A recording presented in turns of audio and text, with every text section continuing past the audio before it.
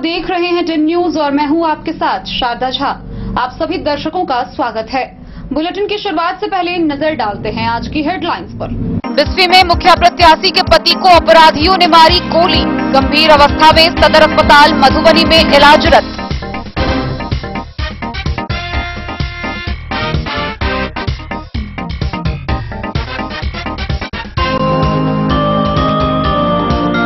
Corona टीकाकरण की सफलता को लेकर राजनगर कृषि भवन में PLTF की हुई बैठक, प्रखंड विकास पदाधिकारी ने की अध्यक्षता।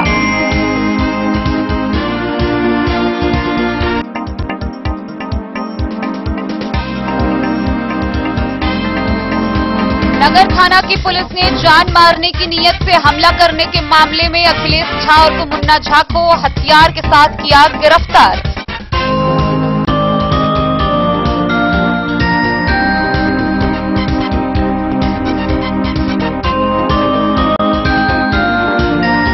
डीओ के जनता दरबार में शनिवार को विभिन्न समस्याओं से संबंधित 26 मामले पहुंचे। बाबूबरही में अवैध रूप से शिक्षकों के प्रति नियोजन का मामला हुआ हाईलाइट।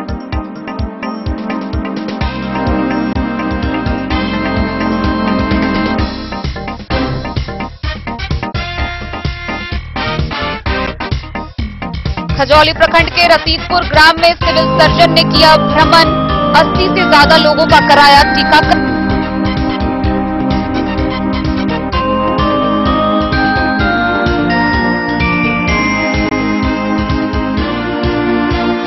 बिस्फी प्रखंड में होने वाले पंचायत चुनाव को लेकर जोर शोर से चल रही प्रशासनिक तैयारी, ईवीएम सीलिंग का कार्य शुरू।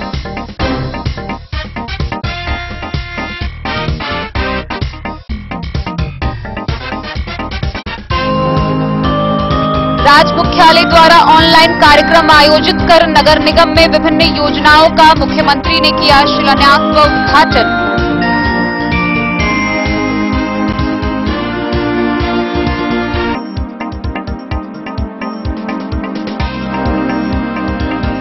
DRDA सभागार में बिहार राज्य फसल सहायता योजना के अंतर्गत फसल कटनी प्रयोग को लेकर जिला स्तरीय प्रशिक्षण सह कार्यशाला का हुआ आयोजन।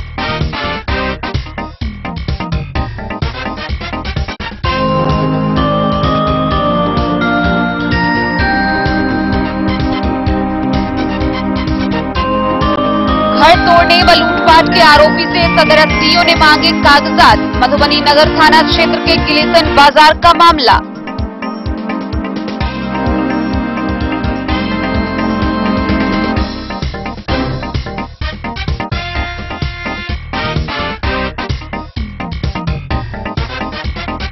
लोक जनशक्ति पार्टी के जिलाध्यक्ष अरविंद कुमार पूर्वे ने सदस्यता अभियान को लेकर की प्रेस वार्ता।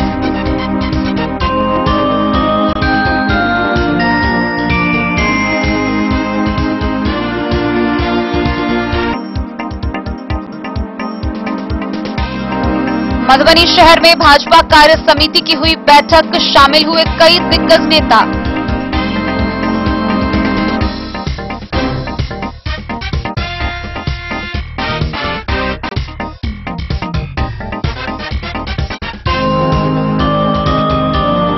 और धूमधाम से मनाया जा रहा पड़ोसी देश नेपाल में 7 दिवसीय विवाह पंचमी महामहोत्सव।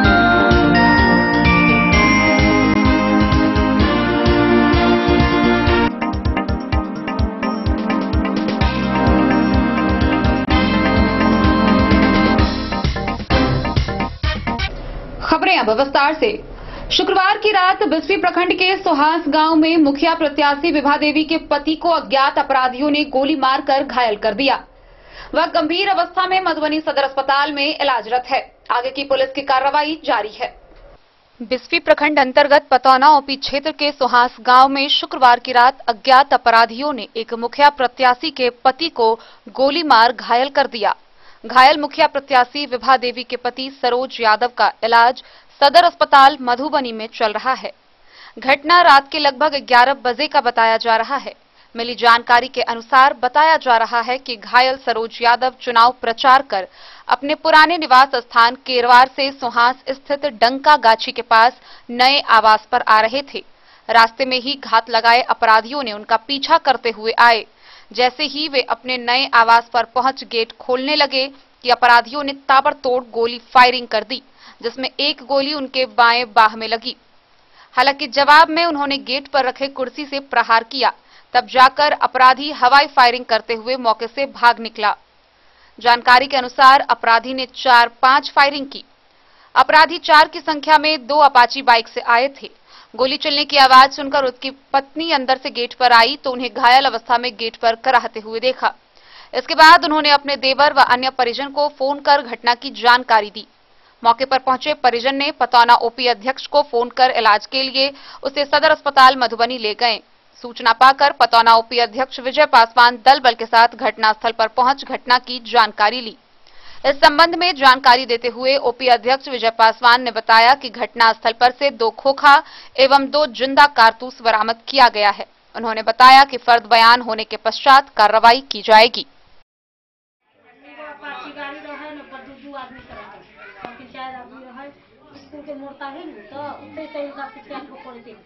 उसको जल्दी के रास्ता के कोई आदमी छे, वो नहीं सोचल कि हमरा वो सोचल कि रास्ता के कोई छे, रास्ता भक जाए छे। इनहर जब गाड़ी लगल फिर तो वो से गोली ठोकल, उनहर से पीछे पड़े, पीछे जब बताए फिर तो उनका घास गोली चल 5 आवाज उनका कुछ भी इनका कल फिर तो मुंह में बढ़ने पहचान में नहीं है, पूरा मुंह बनने लगा।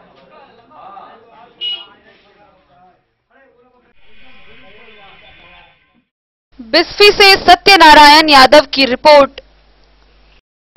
राजनगर स्थित कृषि भवन में कोरोना वैक्सीनेशन की सफलता को लेकर BLTF block level task force की एक बैठक हुई, जिसकी अध्यक्षता प्रखंड विकास पदाधिकारी निवेदिता कुमारी ने किया। इस दौरान कोरोना वैक्सीनेशन से वंचित लोगों को कोरोना टीका लगाने को लेकर विस्तार पूर्वक चर्चा की गई। कोरोना टीकाकरण की सफलता को लेकर राजनगर कृषि भवन में BLTF block level task force बैठक प्रखंड विकास पदाधिकारी निवेदिता कुमारी की अध्यक्षता में हुई। बैठक में अब तक कोरोना टीकाकरण से वंचित लोगों के टीकाकरण से संबंधित विषयों पर विस्तार पूर्वक चर्चा की गई। कोरोना वैक्सीनेशन की सफलता को लेकर हुई बैठक में टीकाकरण कार्य में तेजी लाने का निर्देश दिया गया। इस कार्य में संबंधित पंचायत के विकास मित्र, BLO, आंगनबाड़ी सेविका, सहायिका, आशा कार्यकर्ता, जीविका दीदी, लेडी सुपरवाइजर की एक टीम गठित की गई तथा आवश्यक सहयोग करने का निर्देश दिया गया। साथ ही गठित टीम में शामिल कर्मियों द्वारा अपने अपने क्षेत्राधीन लोगों को कोरोना वैक्सीन लेने के लिए जागरूकता फैलाने का काम करेंगे। टीम द्वारा संबंधित पंचायतों में हाउस टू हाउस सर्वे किया जाएगा। टीकाकरण के लिए विशेष रूप से वृद्ध, गर्भवती महिलाएं, धात्री महिलाएं व स्तनपान कराने वाली माताओं को चयनित कर टीकाकरण करने का लक्ष्य रखा गया है। गौरतलब है कि राजनगर प्रखंड में 66% से अधिक लोगों का टीकाकरण किया जा चुका है। BDO ने सभी आंगनबाड़ी सेविकाओं को निर्देश दिया कि हाउस टू हाउस सर्वे की रिपोर्ट प्रखंड कार्यालय तथा जिला कार्यालय में उपलब्ध कराई जाए। साथ ही अगर किसी जगह सर्वे नहीं हुआ है तो ऐसे जगहों पर सर्वे कर रिपोर्ट कार्यालय में जमा करने का निर्देश दिया गया। Civil surgeon doctor Sunil Kumar Jha ने बताया, कोरोना के नए वेरिएंट के खतरे को लेकर विभाग पूरी तरह अलर्ट है। विदेशों से आने वाले लोगों की सूची राज्य सरकार के माध्यम से उपलब्ध कराई जा रही है। उन्हें ट्रेस कर RT-PCR जांच सुनिश्चित कराई जा रही है। महत्वपूर्ण सार्वजनिक स्थलों पर सघन जांच अभियान संचालित किए जा रहे हैं। उन्होंने बताया, समय पर टीका का दूसरा डोज लेने वालों को पुरस्कृत किए जाने की योजना है। हर सप्ताह लक्की ड्रॉ के माध्यम से विजेताओं का चयन किया जाएगा। ड्रॉ राज्य स्वास्थ्य समिति के माध्यम से किया जाना है। विशेष अभियान को लेकर जिलाधिकारी के मार्गदर्शन में विशेष रणनीति बनाई गई है। अभियान के क्रम में 100% लोगों को टीका का पहला डोज लगाने का प्रयास किया जाएगा। सिविल सर्जन ने बताया कि कोरोना वायरस के नए वेरिएंट ओमिक्रॉन से बचाव की दिशा में स्वास्थ्य विभाग एवं जिला प्रशासन पूरी तरह से सतर्क है। स्वास्थ्य सुरक्षा के दृष्टिगत जिला प्रशासन हर पहलू पर पूरा फोकस रखते हुए सुरक्षात्मक कदम उठा रहा है। लोगों को भी इसके लिए सहयोग करना चाहिए। मास्क का उपयोग अभी लगातार करते रहना चाहिए। कोरोना से सुरक्षा के लिए वैक्सीन एवं मास्क ही सुरक्षा कवच है। बैठक में चिकित्सा प्रभारी Niranjan Kumar, BHM Mahesh Kumar, Care India के DTL Mahendra Singh Solanki, lab technician Ismatullah उर्फ गुलाब, बीएलओ सुजीत कुमार उपस्थित रहे। मधुबनी से फिरोज आलम की रिपोर्ट। मधुबनी नगर थाना क्षेत्र से एक बड़ी खबर सामने आ रही है, जहां शहर में जान से मारने के मामले में एक व्यक्ति की गिरफ्तारी हुई है। गौरतलब है कि नगर थाना क्षेत्र के गंगासागर चौक जनता प्रेस वाली गली में जान मारने की नीयत से हमला करने के मामले में अखिलेश झा उर्फ मुन्ना झा को पुलिस ने हथियार के साथ गिरफ्तार किया है। मधुबनी नगर थाना क्षेत्र के गंगासागर चौक जनता प्रेस वाली गली में जान मारने की नीयत से हमला करने के मामले में अखिलेश झा उर्फ मुन्ना झा को हथियार के साथ गिरफ्तार किया गया है। इस मामले में जनता प्रेस गली निवासी मुनिंद्र झा ने नगर थाना में प्राथमिकी दर्ज कराई है। प्राथमिकी आवेदन में मुनिंद्र झा ने कहा है कि शुक्रवार की शाम नगर थाना क्षेत्र के भच्छी गांव के अखिलेश झा 10 अज्ञात लोगों के साथ लाठी, डंडा, रॉड, पिस्टल से लैस होकर नशे की हालत में गाली गलौज करते हुए उसके घर में घुस गया। अखिलेश झा द्वारा अपने साथ लाए लोगों को आवेदनकर्ता पर हमला करने के लिए बोला और स्वयं आवेदक के सिर में पिस्टल सटा दिया। आवेदक किसी तरह अपनी जान बचाते हुए हल्ला किया। अगल बगल के लोगों के आने पर नशे की हालत में अखिलेश झा गिर पड़ा तथा पिस्टल भी वहीं गिर गया। लोगों के पहुंचने पर अखिलेश झा को काबू में किया गया। घटना की जानकारी नगर थाना को देने पर पुलिस बल के पहुंचने पर अखिलेश झा को पकड़कर थाना ले गई। पुलिस ने घटनास्थल से पिस्टल बरामद किया। मुनिंद्र झा के प्राथमिकी के आवेदन पर नगर थाना में प्राथमिकी दर्ज की गई, जिसमें आर्म्स एक्ट सहित अन्य धाराएं लगाई गई हैं।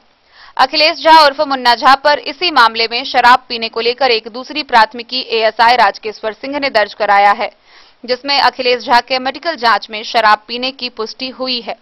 मद्य निषेध एवं उत्पाद अधिनियम के तहत दूसरा मामला दर्ज किया गया है।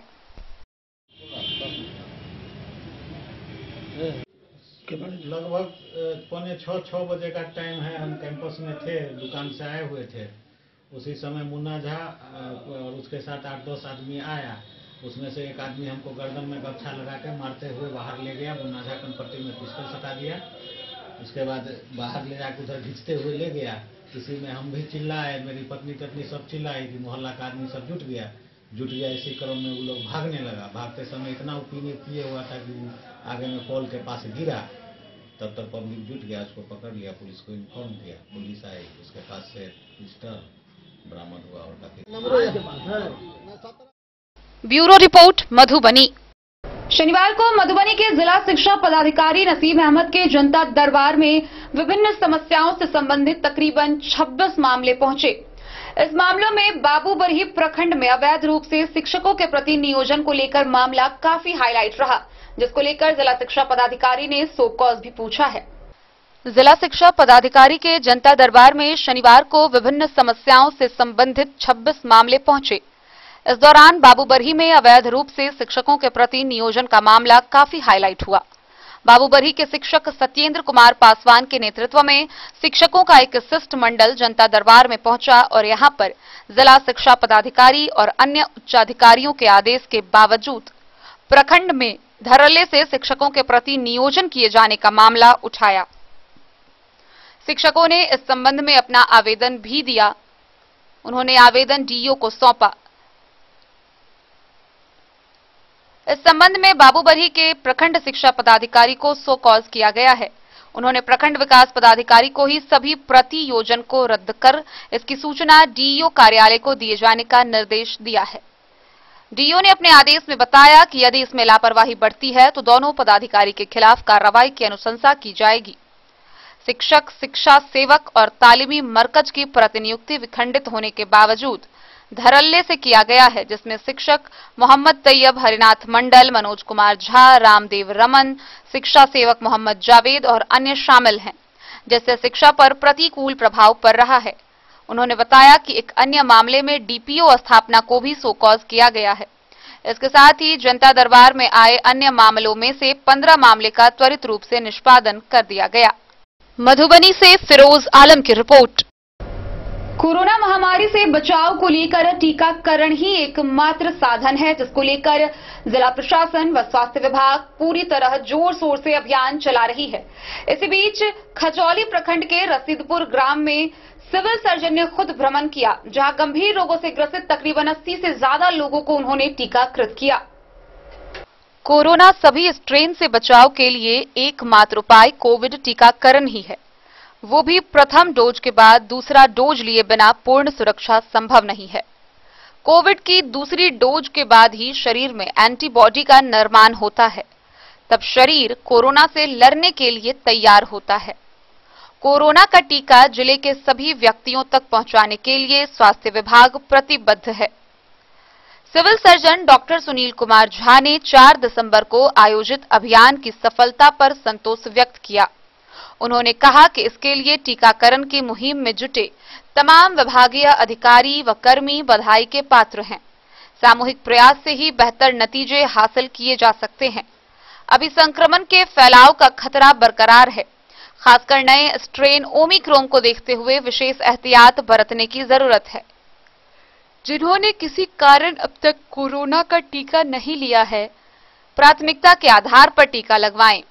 इस वैश्विक महामारी से आम जनमानस को निजात दिलाने का यही एक उपाय है। संबंधित विभागीय अधिकारियों को प्रोत्साहित करते हुए उन्होंने कहा कि जिले के आखिरी प्रयास जारी रखना होगा ताकि इस महामारी को करारी शिकस्त दी जा सके। सर्जन ने बताया कि हर घर दस्तक अभियान के दौरान कुछ ऐसे भी लोग मिले जिन्होंने टीका लेने से इनकार कर दिया। अब उनके घर घर मोटरसाइकिल से जाकर समझाकर कोरोना का टीका दिलवाया जा रहा है। इसी सिलसिले में स्वास्थ्य विभाग के अधिकारी और केयर इंडिया, यूनिसेफ एवं अन्य सहयोगी संस्था ने आगे बढ़कर ऐसे लोगों को टीका के महत्व समझाने का काम किया। नए स्ट्रेन से बचने के टीकाकरण आवश्यक। सिविल सर्जन ने बताया कि देश में नए स्ट्रेन ओमिक्रॉन ने दस्तक दे दी है। कोरोना संक्रमण के मद्देनजर कई परिवारों ने खुद व दूसरों की सुरक्षा के लिए कोरोना की संपूर्ण डोज ले ली है। टीका का सुरक्षा कवच होने के बावजूद लोगों को मास्क पहनने की आदत हो गई है। जिले में टीकाकरण के साथ साथ कोविड टेस्टिंग में प्रति भी विशेष ध्यान दिया जा रहा है। जिले के सभी प्रभारी चिकित्सा पदाधिकारियों को निर्देश दिया गया है कि जिले से बाहर रहने वाले अपने घर परिवार के पास वापस आते हैं, उस दौरान जिले के सभी बस स्टैंड और रेलवे स्टेशनों पर कोविड-19 जांच अति आवश्यक है। साथ ही जिन्होंने टीम नहीं लिया है उन्हें वैक्सीनेशन की सुविधा प्रदान की जाए। इस दौरान किसी व्यक्ति के संक्रमित होने की पुष्टि होने पर विभागीय प्रोटोकॉल का अनुपालन किया जाए। टीकाकरण के बाद भी कोविड प्रोटोकॉल का पालन करना बहुत आवश्यक है, वह भी तब जब तक संक्रमण पूरी तरह खत्म न हो जाए। कोविड-19 टीकाकरण की रफ्तार में तेजी लाने के लिए जिला प्रशासन द्वारा विभिन्न नए तरीके का उपयोग किया जा रहा है। टीकाकरण के दूसरे डोज के लिए लोगों को सूचित करने के लिए सभी प्रखंडों में वार रूम दिन भर कार्यरत रहा। जहां से पहले डोज लगा चुके उन सभी लोगों को फोन पर सूचना दी जा रही है जिसका दूसरा डोज लेने का समय हो चुका है। जहां से प्रतिदिन टीका से वंचित लोगों को फोन कर उन्हें दूसरा डोज का टीका लगाने के लिए प्रेरित किया जा रहा है। टीम में civil surgeon doctor Sunil Kumar Jha, Care India के DTL Mahendra Singh Solanki, lab technician Ismatullah उर्फ गुलाब, संतोष चौरसिया उपस्थित रहे। मधुबनी से फिरोज आलम की रिपोर्ट। खबरों का सिलसिला जारी रहेगा। जल्द ही लौटेंगे एक छोटे से ब्रेक के बाद। आप बने रहिए हमारे साथ। सत्यम कलेक्शन रेडीमेड एवं साड़ी शोरूम, जहां आप पाएंगे किलर, मुफ्ती, ब्लैकबेरी समेत विभिन्न ब्रांड के shirt, coat, pant, blazer, sherwani और बच्चों के रेडीमेड कपड़े। डबल फ्लोर का शोरूम जहां आपको मिलेगा रेडीमेड वस्त्रों का अनोखा संगम। साथ ही आप पाएंगे सुभाष, लक्ष्मीपति, अनुश्री, जगदम्बा की फैंसी साड़ी, कामदार साड़ी और बनारसी साड़ी भी। तो आज ही पधारें। उचित दाम, मधुर व्यवहार और नंबर 1 कपड़ों के लिए सत्यम कलेक्शन। पता याद रखें, सत्यम कलेक्शन रेडीमेड एवं साड़ी शोरूम, बाटा चौक से पूरब, मधुबनी। वीरेंद्र तिलकुट वाला, जहां पाएंगे गया के मशहूर कारीगर द्वारा तिलकुट, मुरब्बा, खजूर, अमोट, रुमाली लच्छा, घी लच्छा, गजक, गुड़ मेवा, चीनी मेवा। यही नहीं, लट्ठा बादाम, बादाम पापड़ी, खोया तिलकुट, गुलाब रेवड़ी, तिलकुट स्पेशल, तिलकुट जनरल, तिल कतरी, खुला तिल भी यहाँ उपलब्ध है। स्वाद ऐसा जो एक बार जुबान से लग जाए तो आप भूल न पाएं। हम रखते हैं आपकी सेहत का ख्याल, इसलिए पूरी सफाई व स्वच्छता के साथ यहाँ आपका मनपसंद तिलकुट तैयार किया जाता है। एक बार अवश्य पधारें। वीरेंद्र तिलकुट वाला, बाटा चौक, बाटा शोरूम के सामने मधुबनी। आयुर्वेद अपनाएं, निरोगी जीवन पाएं। आईएमसी के आयुर्वेदिक प्रोडक्ट अब आपके शहर मधुबनी में भी उपलब्ध है। स्वस्थ और निरोगी जीवन के लिए स्वदेशी आयुर्वेदिक प्रोडक्ट वर्षों से करोड़ों ग्राहक का विश्वसनीय आईएमसी लेकर आया है आपके लाभ और सुविधा के लिए विभिन्न आयुर्वेदिक औषधि। कब्ज हो या पेट दर्द, बालों का झरना हो या वजन का घटना, डायबिटीज की समस्या हो या फिर परेशान कर रहा हो लो या हाई ब्लड प्रेशर, जोड़ों के दर्द से लेकर आंखों की रोशनी बढ़ाने में कारगर है विभिन्न औषधि। साइड इफेक्ट की चिंता नहीं, स्वस्थ जीवन की पूरी गारंटी।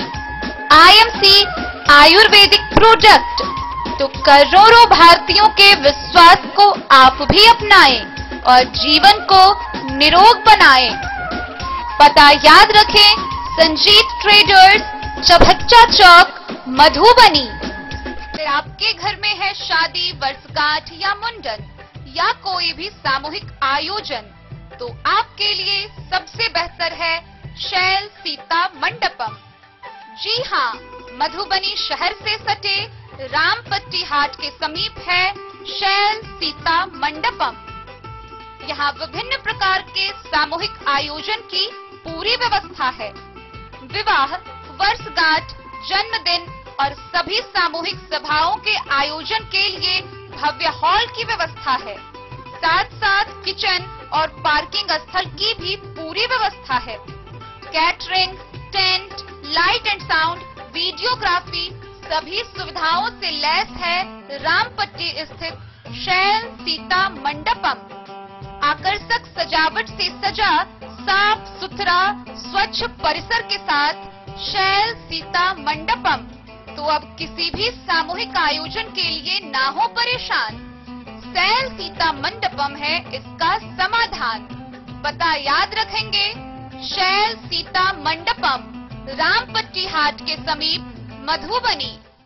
बेहतरीन साड़ियों एवं रेडीमेड कपड़ों का अनूठा संगम, बॉम्बे फैशन। शादी हो या कोई त्योहार, हर तरह के खास आयोजन में आपको पसंद आएंगी यहाँ की डिजाइनर, कामदार एवं बेहतरीन साड़ियाँ। यानी अगर आप चाहते हैं सभी प्रकार की कामदार, फैंसी, बनारसी, प्योर सिल्क, सूती साड़ियाँ, सलवार सूट और लहंगा चुन्नी, तो सोचने की जरूरत नहीं, आए बॉम्बे फैशन। हम रखते हैं आपकी पसंद का ख्याल। शर्टिंग, सूटिंग एवं ब्रांडेड रेडीमेड कपड़े भी मिलेंगे आपको उचित मूल्य पर। यही नहीं, बच्चों के कपड़े बाजार से कम कीमत पर यानी होलसेल रेट पर प्राप्त करें। पता याद रखें, बॉम्बे फैशन, महिला कॉलेज रोड, मधु। होटल गोकुल राज।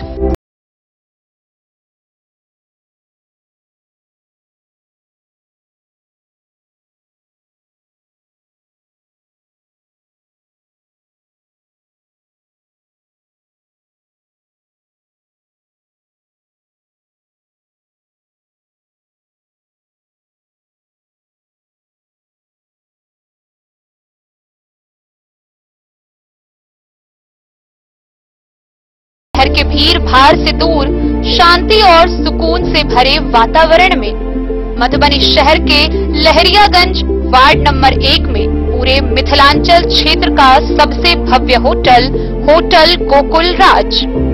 4 मंजिला इमारत की इस होटल में है 4 बड़े बड़े बैंकेट हॉल, रिंग सेरेमनी, शादी, मीटिंग या पार्टी, हर एक आयोजन के लिए अलग से हॉल की व्यवस्था, रेस्टोरेंट की व्यवस्था जहां एक से बढ़कर एक लजीज व्यंजनों का मिलेगा संगम, और रहने का उचित प्रबंध, suite room, AC room, non AC room से सुसज्जित होटल जहां लिफ्ट की भी है व्यवस्था, पार्किंग का पूरा इंतजाम।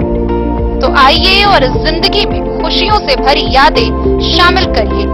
होटल गोकुल राज मधुबनी में आप लोगों का स्वागत है। होटल गोकुल राज, लहरियागंज वार्ड नंबर 1, मधुबनी। कारक कलर्स, मेसर्स विश्वनाथ कारक, लोहापट्टी, मधुबनी। यहाँ उपलब्ध है Sakarni wall guard white cement polymer base wall putty, दीवारों और प्लास्टर को पकड़े जकड़ के सकरनी प्लास्टर बॉन्ड, अद्वितीय उत्पाद जिसे जर्मन टेक्नोलॉजी के सहायता से किया गया है तैयार। किसी प्रकार के हैकिंग की आवश्यकता नहीं। सतह के साथ डुअल बॉन्डिंग, ज्यादा कवरेज, प्रयोग के बाद रंगीन होने के कारण प्रयोग किए हुए सतह का पता चलता है। पानी और नमी को रोकने की क्षमता रखता है। समय कम लगता है यानी पैसे की बचत। कंस्ट्रक्शन स्ट्रक्चर को कोई नुकसान नहीं। सामान्य तापमान में 9 महीने तक बंद पैकिंग में ठीक रहता है। 5, 10 और 20 किलो पैकिंग में उपलब्ध। Sakarni wall guard, white cement polymer base wall putty, Karak colours, Messrs Vishwanath Karak, लोहा पट्टी, मधु। बिहार त्रिस्तरीय पंचायत चुनाव के तहत बिस्फी प्रखंड के सभी पंचायतों में 11वें चरण का पंचायत चुनाव होना है, जिसको लेकर प्रशासनिक तैयारी जोर शोर से चल रही है। एक ओर जहां प्रत्याशी उम्मीदवारों को रिझाने में दिख रहे हैं, वहीं समर्थकों में भी गजब का उत्साह देखा जा रहा है। वहीं इस पंचायत चुनाव को लेकर ईवीएम सीलिंग का कार्य भी शुरू किया जा चुका है। बिस्फी प्रखंड में 11वें चरण में होने वाली पंचायत चुनाव को लेकर सभी प्रशासनिक तैयारी जोर शोर से चल रही है। ईवीएम सीलिंग का कार्य आज से शुरू कर दिया गया है, जिसको लेकर प्रखंड क्षेत्र के +2 उच्च विद्यालय सिबौल में बड़े बड़े पंडाल लगाए गए हैं। इन पंडालों में स्टॉल लगाना प्रारंभ हो गया है। इसी परिसर में ईवीएम व अन्य चुनावी सामग्री मतदान कर्मियों को देखकर बूथ के लिए विदा किया जाएगा। यहां की सारी व्यवस्था को चुस्त दुरुस्त करने और सुरक्षा व्यवस्था बनाए रखने के उद्देश्य से बीडीओ सह निर्वाची पदाधिकारी मनोज कुमार, बीपीआरओ चंदेश्वर नारायण सिंह, बीएसओ मुकेश कुमार को लगे देखा गया। यहां आगामी 12 दिसंबर को मतदान है। बिस्फी पुलिस, पतौना पुलिस व औसी पुलिस भी अपने अपने थाना क्षेत्र के दंगाई, बदमाश, आपराधिक प्रवृत्ति के लोगों पर और शराब तस्करों पर शिकंजा कसने में तत्परता से लगी है। निर्वाची पदाधिकारी के तमाम निर्देश के बावजूद प्रखंड क्षेत्र के विभिन्न विभागों में चुनावी प्रचार और लाउड स्पीकर की तेज आवाज शाम 5 बजे के बाद भी सुनाई पड़ती है। कुछ लोग तो अपनी ढिठाई की सीमा पार करते हुए रात 9-10 बजे तक अपने प्रचार वाहनों को क्षेत्र में दौड़ाते रहते हैं। इस पंचायत चुनाव के प्रचार वाली गाड़ियों की आवाज और रंग बिरंगे वाहनों का आना जाना, तरह तरह के कैसेट बजाना विधानसभा, लोकसभा चुनावी प्रचार को भी पीछे छोड़ रही है। बिस्फी से सत्यनारायण यादव की रिपोर्ट। राज्य मुख्यालय द्वारा नगर निगम में विभिन्न योजनाओं के शिलान्यास व उद्घाटन को लेकर मुख्यमंत्री का ऑनलाइन कार्यक्रम का आयोजन किया गया। वहीं इसको लेकर स्थानीय स्तर पर नगर निगम के विवाह भवन में कार्यक्रम का आयोजन हुआ। नगर निगम में विभिन्न योजनाओं के शिलान्यास एवं उद्घाटन सीएम नीतीश कुमार के द्वारा किया गया। राज्य मुख्यालय ऑनलाइन यह कार्यक्रम आयोजित हुआ। स्थानीय स्तर पर इस कार्यक्रम को आयोजन नगर निगम के विवाह भवन में किया गया, जिसमें डीएम अमित कुमार, डीडीसी विशाल राज, नगर आयुक्त राकेश कुमार, उप आयुक्त अरुण कुमार, सिटी मैनेजर नीरज कुमार झा और अन्य कर्मी व स्थानीय नागरिक शरीक हुए। इस दौरान स्थानीय विधायक समीर कुमार महासेठ आयोजन में शामिल हुए। लेकिन दुखद रहा कि इस आयोजन को लेकर जहां राज्य के अन्य जिले में कई योजनाओं का सिद्धनाथ और उद्घाटन किया गया, वहीं मधुबनी नगर निगम या जिले में किसी भी नगर निकाय में एक भी योजनाओं को शामिल नहीं किया जा सका। यह प्रशासनिक विफलता रही कि जिले का एक भी योजना का शिलान्यास का उद्घाटन सीएम नीतीश कुमार के द्वारा नहीं किया जा सका। इसको लेकर स्थानीय लोगों ने रोष भी जताया है। मधेपुर से नूर मोहम्मद कासमी की रिपोर्ट।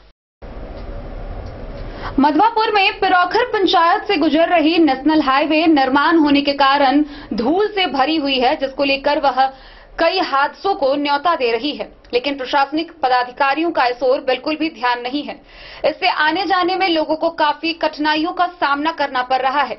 इसी के मद्देनजर पूर्व प्रमुख रत्नेश्वर ठाकुर ने मधवापुर और चौरात प्रशासनिक अधिकारियों का ध्यान इस समस्या की ओर दिलाते हुए समस्या निदान के लिए संवेदक की टीम से पानी छिड़काव के निर्देशित करने की मांग की है। पिरौखर पंचायत से गुजर रहे नेशनल हाईवे 527C पर निर्माण के दौरान उड़ रही धूल जहां एक ओर हादसे को न्योता दे रही है, वहीं दूसरी ओर उससे अस्त व्यस्त लोगों को बीमार होने की नौबत आ गई है। सड़क किनारे बसे पिरौखर के अलावा इकारी और सुजातपुर के लोगों को दिन गुजारना कठिन हो गया है। खुले वाहनों की सवारी कर रहे राहगीरों को उड़ती धूल से बीमार होने की नौबत है। खासकर एलर्जी से संबंधित लोगों की परेशानी बेहद बढ़ी हुई है। पुलिस को भी गश्ती में बार बार थाने से निकलने और वहां वापस जाने में बड़ी कठिनाई होती है।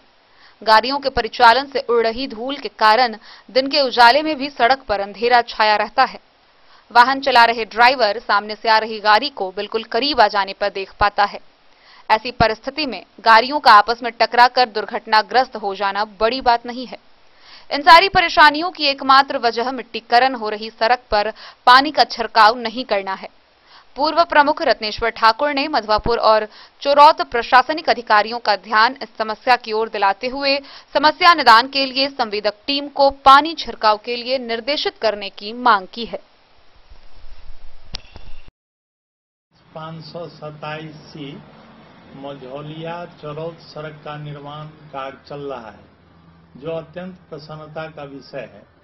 यह सड़क अंतर्राष्ट्रीय महत्व का है, लेकिन निर्माण के दरमियान जो धूलकण उड़ रहा है, उससे सड़क किनारे की आबादी और सड़क पर चलने वाले राहगीर को दम्मा, टीबी, अन्य श्वास संबंधी बीमारी होना भी निश्चित है, ऐसा चिकित्सकों का कहना है। निर्माण कंपनी के कार्यकर्ताओं से आश्वासन मिलने के बावजूद भी पानी का छिड़काव नहीं किया जा रहा है। हम मधवापुर ऊपरी प्रखंड के पदाधिकारियों से निर्माण कंपनी से अनुरोध करना चाहते हैं कि सड़क निर्माण तक आप 3 टाइम पानी छिड़काव सुनिश्चित करें, अन्यथा जब तक निर्माण कार्य संपन्न होगा तब तक गांव के सड़क के दोनों किनारे की आबादी बीमार और लाचार हो गई रहेगी और ये हॉस्पिटल में रहेगा। इसीलिए जनहित में इस कार्य को पानी का छिड़काव सुनिश्चित किया जाए। धन्यवाद। मधवापुर से शत्रुमर्दन कुमार की रिपोर्ट।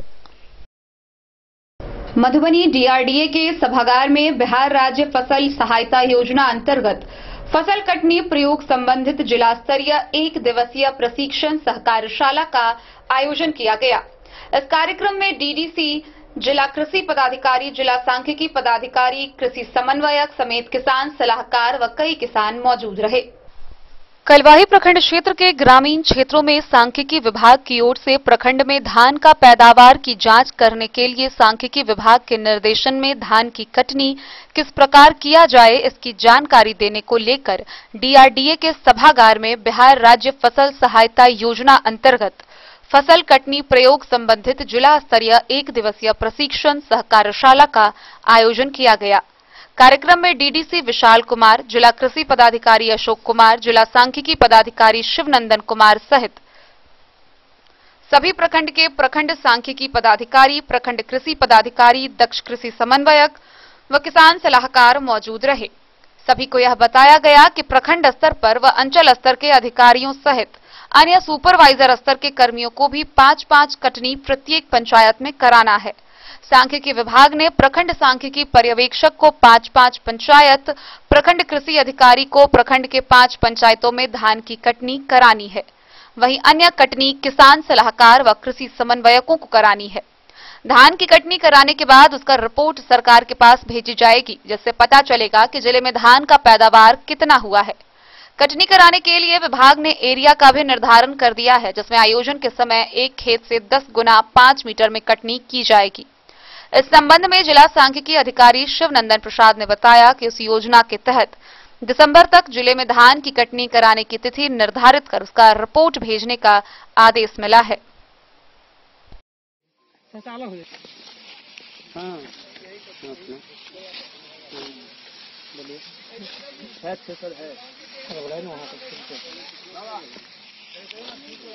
अभी तक कितने लोग करवाए हैं वैक्सीन? गेहूँ काटने आसान है, बहुत आसान है। गए थे बीसी में आधा से अधिक सेवा के लिए काट हम देखे हुए थे पेपर में रखा हुआ। ये नहीं गिरा था ना तो और डीएम सर इसके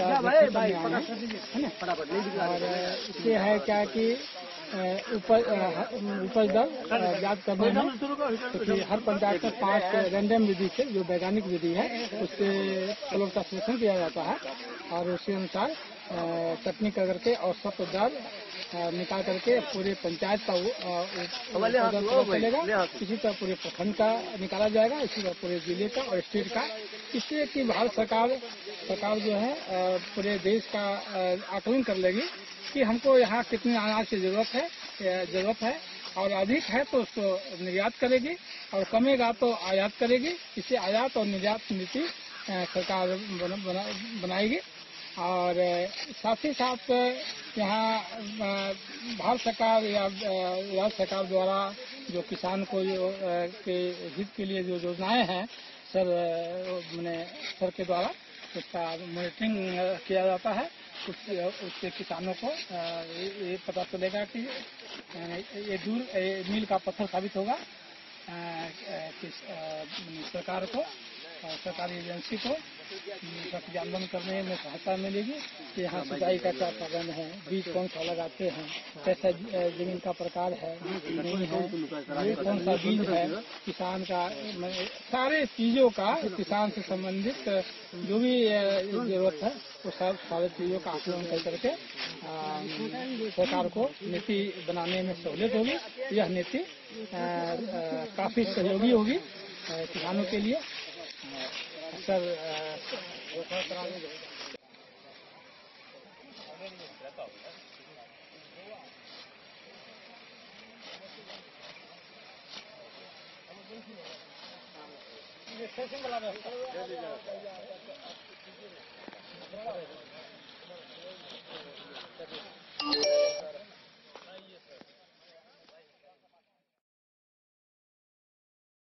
कलवाही से सरमोद लाल दास की रिपोर्ट। खबरों का सिलसिला जारी रहेगा। जल्द ही लौटेंगे एक छोटे से ब्रेक के बाद। आप बने रहिए हमारे साथ। इस महापर्व के मौके पर महादेव शाह अमरनाथ प्रसाद ज्वेलर्स लेकर आया है आप सभी ग्राहकों के लिए सुनहरा अवसर। तो बम्पर डिस्काउंट ऑफर का लाभ उठाएं। 30% तक की छूट के साथ गोल्ड ज्वेलरी बनवाएं। वहीं डायमंड ज्वेलरी की बनवाई पर 50% तक की भयंकर छूट पाएं। महादेव शाह अमरनाथ प्रसाद ज्वेलर्स, यहां पन्ना, पुखराज, नीलम, गोमेद, मूंगा, ग्रह रत्न उपलब्ध हैं। 916 ब्रांडेड स्वर्ण आभूषण एवं नक्षत्र डायमंड ज्वेलरी पर 100% वापसी की सुविधा। तो Test Book presents Test Book Pass for all government job aspirants. तो चाहे आप ऑनलाइन कोर्सेज की हेल्प से अपने कॉन्सेप्ट्स क्लियर करना चाहते हैं या ऑनलाइन मॉक टेस्ट से प्रैक्टिस करना चाहते हैं, तो Test Book Pass is for you. Test Book Pass offers complete preparation with 3500 plus mock tests, 100 plus online courses for over 100 plus exams. And to improve your speed, accuracy and faster learning, you will also get 500 plus tips and tricks videos, 30 plus test attempt strategy sessions, 1000 plus practice sets and quizzes, 500 plus PDF study notes. Test Book Pass is your full pass for complete preparation for all your exams. Till now, 37,000 plus students got selected using Test Book. You could be next. So to achieve your goal. Break के बाद एक बार फिर आप सभी दर्शकों का स्वागत है। आगे बढ़ने से पहले नजरें एक बार हेडलाइंस पर। बिस्फी में मुखिया प्रत्याशी के पति को अपराधियों ने मारी गोली, गंभीर अवस्था में सदर अस्पताल मधुबनी में इलाजरत।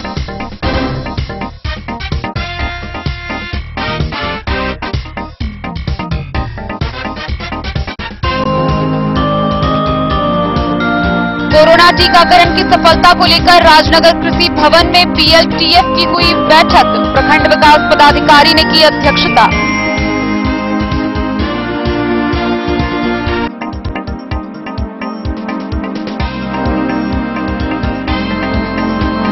नगर थाना की पुलिस ने जान मारने की नीयत से हमला करने के मामले में अखिलेश झा और मुन्ना झा को हथियार के साथ किया गिरफ्तार।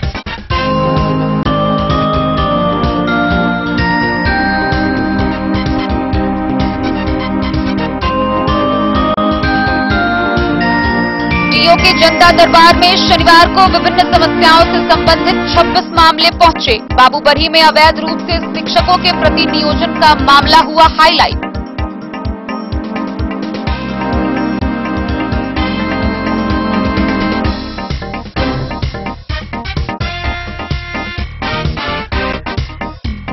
खजौली प्रखंड के रसीदपुर ग्राम में सिविल सर्जन ने किया भ्रमण। 80 से ज्यादा लोगों का कराया टीकाकरण।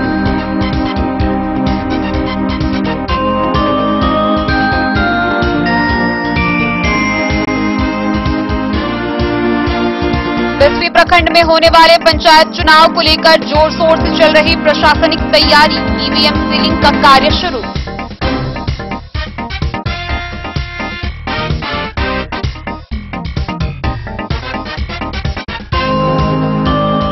राज्य मुख्यालय द्वारा ऑनलाइन कार्यक्रम आयोजित कर नगर निगम में विभिन्न योजनाओं का मुख्यमंत्री ने किया शिलान्यास व उद्घाटन।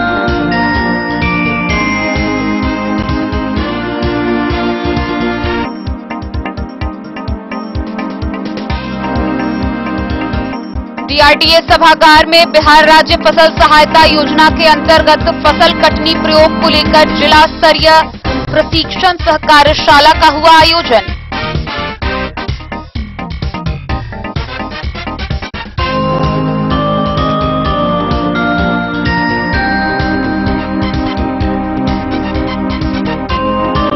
घर तोड़ने व लूटपाट के आरोपी से सदर एसडीओ ने मांगे कागजात। मधुबनी नगर थाना क्षेत्र के गिलेसन बाजार का मामला।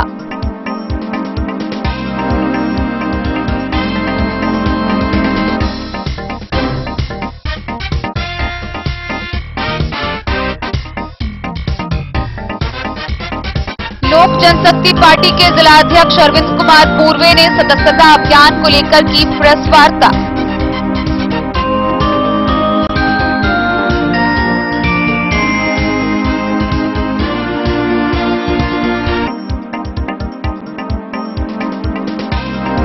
मधुबनी शहर में भाजपा कार्य समिति की हुई बैठक। शामिल हुए कई दिग्गज नेता।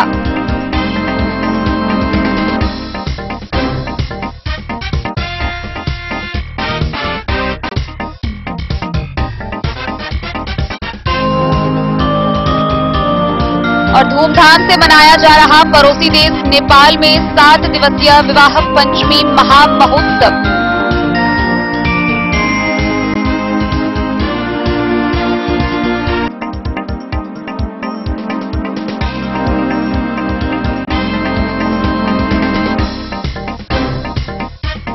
मधुबनी नगर थाना क्षेत्र के गिलेसन बाजार स्थित ब्रह्म स्थान के पास निवासी स्वर्गीय द्वारिका ठाकुर के घर में तोड़फोड़ व लूटपाट के मामले को लेकर नया मोड़ सामने आया है, जहां इस घर तोड़ने व लूटपाट के मामले में सदर एसडीओ ने आरोपी से कागजात की मांग की है। घर तोड़ने व लूटपाट के आरोपी से सदर एसडीओ ने कागजात मांगे। नगर थाना क्षेत्र के गिलेशन बाजार स्थित ब्रह्म स्थान के पास के निवासी स्वर्गीय द्वारका ठाकुर के घर तो ले जाने को लेकर द्वारका ठाकुर के पुत्र संजय ठाकुर के द्वारा सदर एसडीओ अश्विनी कुमार को लिखित आवेदन देकर आरोपी बैजनाथ ठाकुर, विश्वनाथ ठाकुर, उर्मिला देवी, मीना देवी, गोपाल ठाकुर, प्रकाश ठाकुर, गौतम ठाकुर, गुड़िया देवी, ऋतु देवी और राहुल कुमार सहित 10 लोगों को आरोपित करते हुए कहा है कि उसके पिता स्वर्गीय द्वारिका ठाकुर के हिस्से में मिली 11 धुर जमीन का उसके पिता के नाम से जमाबंदी कायम है, जिसका खेसरा नंबर भी है और होल्डिंग नंबर भी कायम है। संजय ठाकुर के पिता के मृत्यु के बाद पिता के हिस्से की जमीन में घर में अपनी पत्नी व बच्चों के साथ रह रहा था। इसी बीच संजय अपनी बहन के यहाँ चला गया तो उसके पीछे उसके घर को हड़पने की नीयत से बीते 10 अक्टूबर को सभी आरोपी ने मिलकर उसके घर में घुसकर घर को तोड़ फोड़ कर तकरीबन 3 लाख रुपए का सामान और जेवर लूट कर चलते बने। इसको लेकर संजय ठाकुर के द्वारा नगर थाने में आवेदन भी दिया गया था, जिसके बाद पुलिस ने कार्रवाई करते हुए सभी आरोपी पर एफआईआर दर्ज कर मामले की तहकीकात शुरू कर दी। इसी बीच संजय ठाकुर के द्वारा सदर एसडीओ अश्विनी कुमार को आवेदन दिया गया। सदर एसडीओ ने सभी आरोपितों को उपस्थित होकर पक्ष रखने का निर्देश दिया है। तीनों आदमी को कागज पत्र के साथ? हाँ, कागज पत्र पेपर के साथ में। अच्छा। सबूत के साथ में 2 तारीख को हाजिरी होना है। आपको क्या दिक्कत है? हमको यही दिक्कत है सर कि मेरा पापा जो जमीन है वो हम मेरा हक में नहीं दे रहा है, पूरा दबदबा दिया है, 12 धूर नहीं है सर। हम लोग कहाँ जाएंगे बाल बच्चा के लेकर के, रोड पर भागेंगे सर। भगा रहा है कि तुम्हारा हिस्सा नहीं है, हम रहने के लिए दिए हैं। वो कृपया है कि हमको जल्द से जल्द ये मकान जो तोड़ के तहस नहस कर दिया है। क्या नाम है? संजय कुमार ठाकुर, वार्ड मधुबनी नगर निगम, वार्ड नंबर 15, ठीक, जिला मधुबनी। कौन सा है वो आदमी? कौन सा? ठाकुर, विश्वनाथ ठाकुर, इसका लड़का लोग सब आदमी है। क्या समझ गए? ठीक। भांजा के देहांत में हम गए हुए थे, ये मेरा घर को तहस नहस करके बरोबर कर दिया है। तिरपाल डाल कर। कितना तारीख का घटना है ये? घटना आपको 8 तारीख को घटना है सर। ठीक। अच्छा है ना। Bureau report Madhubani. लोक जनशक्ति पार्टी के जिला अध्यक्ष अरविंद कुमार पूर्वे ने प्रेस वार्ता की। इस दौरान उन्होंने सदस्यता अभियान व संगठन की मजबूती और विस्तार पर अपनी बातें रखी। आइए हम आपको डी न्यूज पर दिखाते हैं कि इस दौरान उन्होंने क्या कुछ कहा।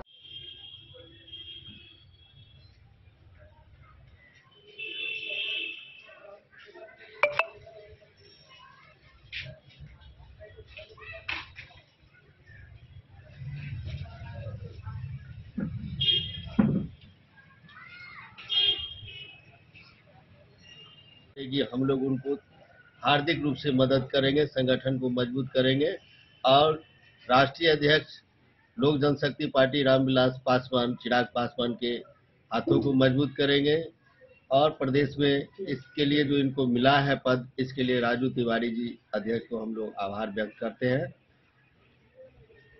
नए जिला अध्यक्ष श्री अरविंद कुमार जी का अभिनंदन।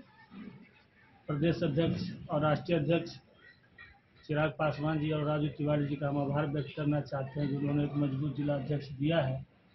पार्टी के विस्तार में हम इनके नेतृत्व में पार्टी को बूथ स्तर तक मजबूत करेंगे। एक बूथ 10 यूथ का निर्माण करेंगे, जो आगे आने वाले विधानसभा चुनाव में हमारी पार्टी मजबूत दावेदार बनकर के मधुबनी जिला में उभरे और बिहारी फर्स्ट विजन को साकार करेंगे। आज मैं सर्वप्रथम अपने नेता पद्म भूषण रामविलास पासवान जी को श्रद्धांजलि देना चाहता हूं और नमन करना चाहता हूं।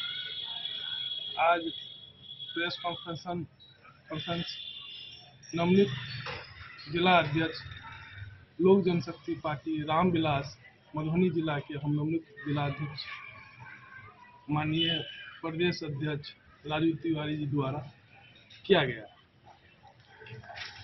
तो जिला अध्यक्ष बनने के बाद ये मेरा पहला प्रेस कॉन्फ्रेंस है। मैं यही कहना चाहता हूं कि जो जिम्मेदारी और जो कमान मुझे दिया गया है, पार्टी ने काफ़ी सोच समझ के ये कमान मुझे सौंपा है और मैं संगठन को जिला में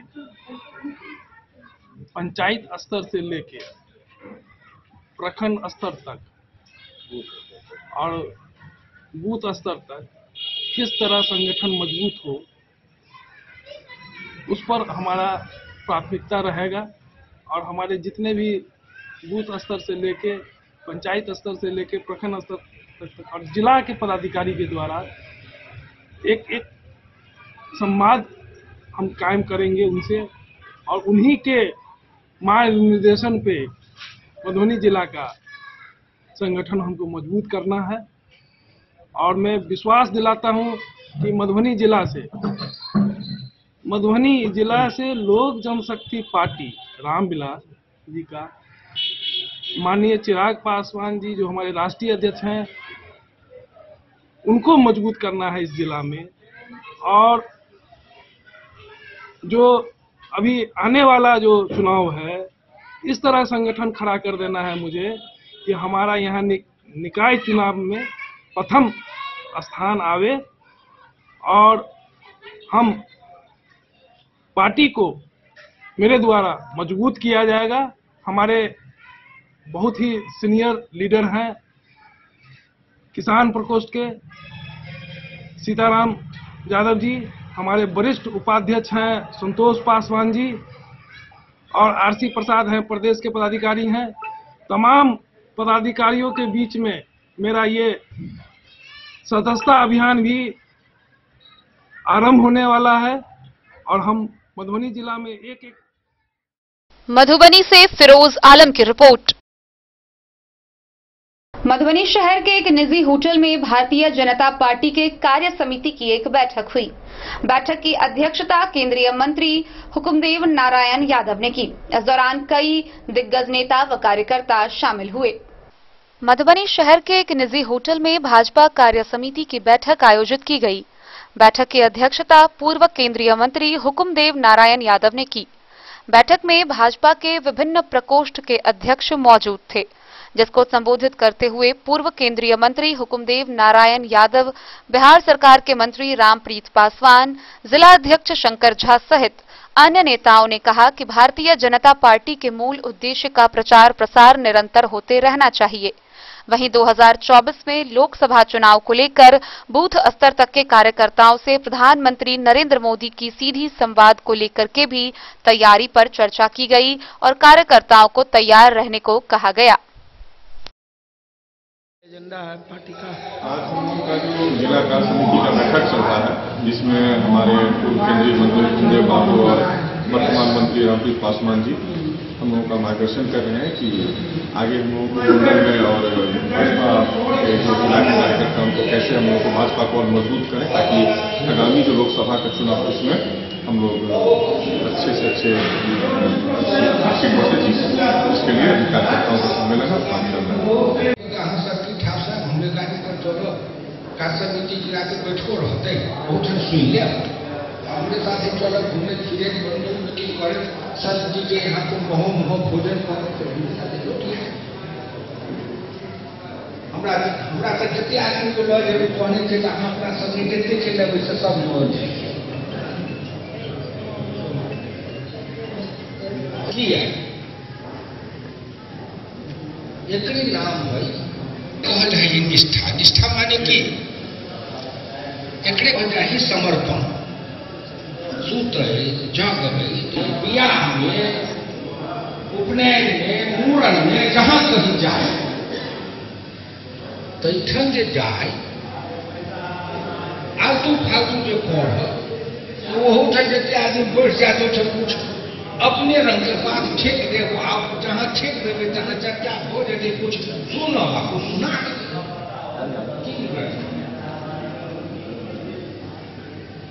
पूरी तरकारी के करो या उठो ना वीडियो नहीं बनाइए बिना खर्चा।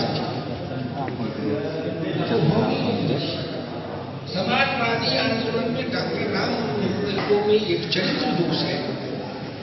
वो जहां कहीं बैठेंगे आपस में घर में भी परिवार के साथ बैठेंगे तो अपने परिवार के हित के संबंधित बात करेंगे। राष्ट्रीय समस्याओं पर कहीं नहीं बैठते हैं तो बात करेंगे। 10 आदमी कहीं बैठे तो राष्ट्रीय समस्या पर बात करो कहीं।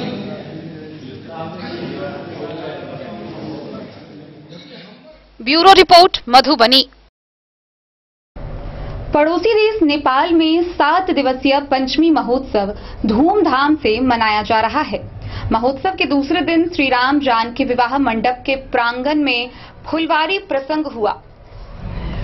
आइए हम आपको दिखा रहे हैं जनकपुर धाम से फुलवारी लीला प्रसंग का खास दृश्य और महंत राम रोशन दास का डन न्यूज के संवाददाता से यह खास बातचीत। पड़ोसी देश नेपाल में 7 दिवसीय विवाह पंचमी महोत्सव धूमधाम से मनाया जा रहा है।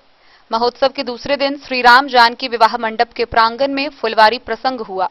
इस दौरान मौजूद श्रद्धालु जय श्री राम का नारा लगाते हुए लीला के विभिन्न प्रसंगों को देख आनंदित हो गए। लीला का आरंभ विश्वामित्र दोनों राजकुमारों राम और लक्ष्मण के साथ जनकपुर नगर भ्रमण से हुआ। गंगा नदी में स्नान कर गंगा पुत्रों को दक्षिणा देते हुए पुनः मिथिला के नर नारियों से मिलकर मिथिलापुर के विभिन्न प्रतिष्ठानों का दर्शन करते हुए गुरु की आज्ञा से दोनों राजकुमार राजा जनक के सुंदर बगीचे में प्रवेश किए। उस बगीचे की सुंदरता को देखकर दोनों मोहित हो गए। इसी क्रम में जनक नंदिनी जानकी अपनी सखियों के साथ गौरी पूजन के लिए पहुंची, जहां एक बावरी सखी राम और लक्ष्मण की सुंदरता को देखकर मूर्छित हो गई और जाकर सीता से प्रभु श्री राम की सुंदरता का बखान की। यह सुनकर सीता जी के मन में भी श्री राम को देखने की इच्छा जागृत हो गई। सीता जी भी प्रभु श्री राम के रूप और सौंदर्य को देखते ही मोहित हो गईं। दोनों कुछ देर तक एक दूसरे को देखते ही रह गए।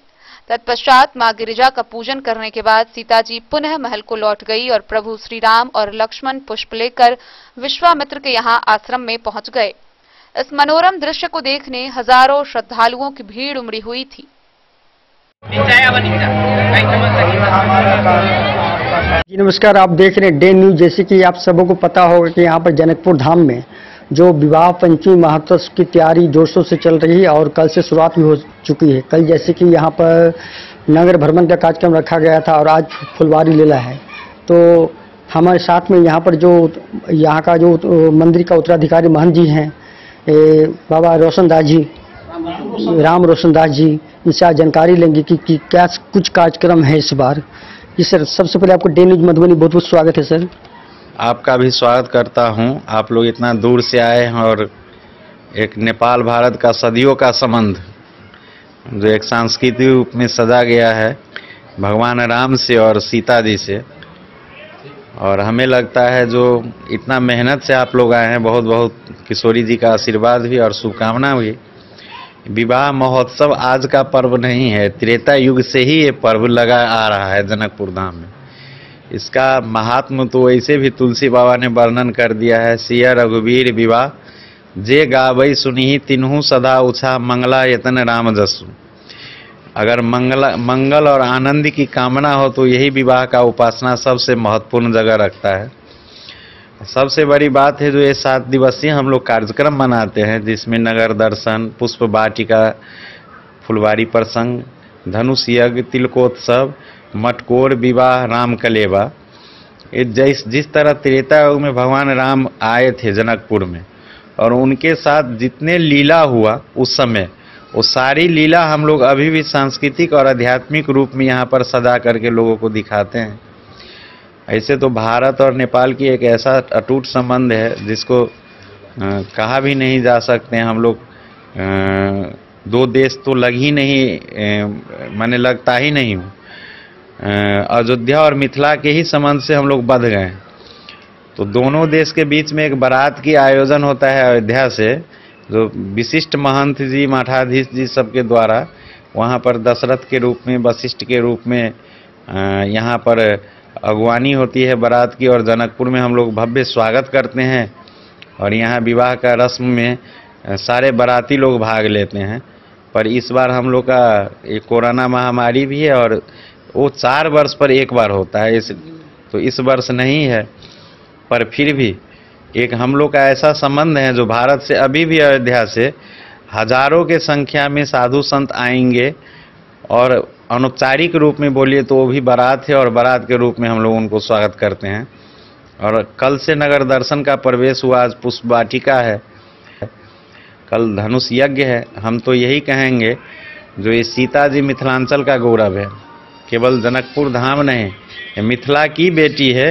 तो सारे मिथिलांचल वासी उनको तो जरूरी ही इस विवाह में शरीक होना चाहिए। जिस तरह त्रेता युग में रूप बदल के देवता लोग आ गए थे, क्योंकि हम लोग का गर्व का बात है।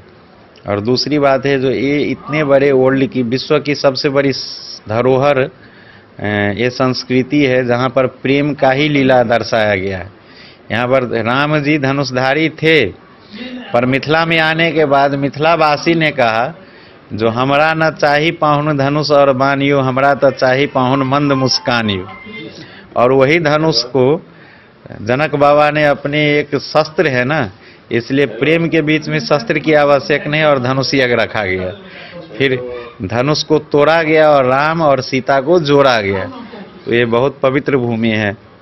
बाबा तो बताएंगे जैसे कि फुलवारी लीला, इसमें क्या कुछ होना है, जैसे कि कार्यक्रम क्या होते हैं? आपको पुष्प वाटिका में जब किशोरी जी फूल तोड़ने गई थी गिरजा पूजन के लिए, तो उधर विश्वामित्र जी आए थे जनकपुर, जब आगमन हुआ बिसोल में थे, उस समय पर राम जी उनके पूजन के लिए फूल तोड़ने आए थे जनक के फुलबाड़ी में, जहाँ पर सीता जी और राम जी को पहला मिलन हुआ, भेंट हुआ, जहाँ एक दूसरे को ने देखा। वही जगह है जहाँ पुष्प वाटिका है, वही दृश्य हम लोग तैयार करके आज पहला मिलन की जो उस युग में हुआ था और उसी को दोहराऊंगा। और सारे जनकपुर वासी के साथ जो भी अतिथि आए हुए हैं सब उसी का आज लाभ लेंगे, दर्शन करेंगे, आनंद लेंगे, हास्य व्यंग होगा, गान बजान होगी और ये बहुत मनोरमा दृश्य एक तैयार होता है और इसके देखने के लिए बहुत लोग भी आते हैं। डे न्यूज़ से बात करने के लिए आपको बहुत बहुत धन्यवाद सर। आप लोग इतना दूर से आए, आप लोग को भी बहुत बहुत धन्यवाद हैं और आपके माध्यम से संपूर्ण देश विदेश जहाँ की लोग हो सभी को आग्रह करता हूँ या आमंत्रित करता हूँ जो आप लोग भी इस विवाह महोत्सव पर जरूर शारीक हो, आइए और पुण्य और इस संस्कृति का आनंद लीजिए। जी, आगे आपको दिखाएंगे कि जो विवाह का जो फुलवारी लीला होगा यहाँ पर, आज उस कार्यक्रम को भी आप लोग को हम डे न्यूज़ के माध्यम से दिखाएंगे आगे। धन्यवाद। देख रहे डे न्यूज़ और आपको जैसे पता होगा कि मैं अभी हूँ जनकपुर धाम में। जनकपुर धाम जो है जो राम जानकी का जो यहाँ पर जो विवाह मंडप आप पीछे देख पा रहे होंगे, यहीं पे आज जो कार्यक्रम होगा जनकपुर धाम में विवाह पंचमी महोत्सव को लेकर के यहाँ पर फुलवारी लीला जो कार्यक्रम आज रखा गया है वो यही जगह है जो अब से कुछ ही देर बाद यहाँ पर फुलवारी लीला का कार्यक्रम होगा और आप लोग कार्यक्रम का पूरा लुत्फ उठा सकेंगे। यहाँ पर देख सकते हैं कैमरा के पूरा तैयारी यहाँ पर चल रही है। यहाँ पर जो मंडप भी बनाया जा रहा है यही फुलवारी है जो यहाँ फुलवारी लीला का कार्यक्रम होगा जो मंडप परिसर में विवाह मंडप परिसर है, यही भी पूरा कार्यक्रम आयोजित की जाएगी। धन्यवाद।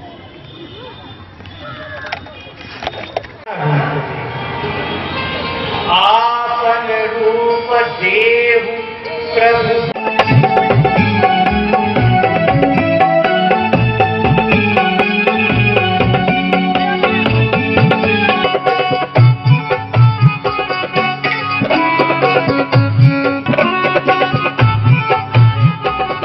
पूरे जीवन का अगर हम दर्शन करें तो हम पाएंगे कि ठाकुर जी जो करते हैं अच्छा ही करते हैं।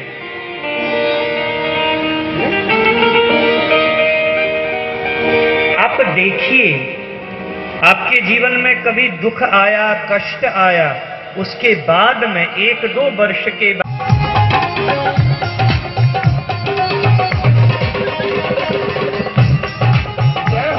लौटने के लिए तैयार हैं।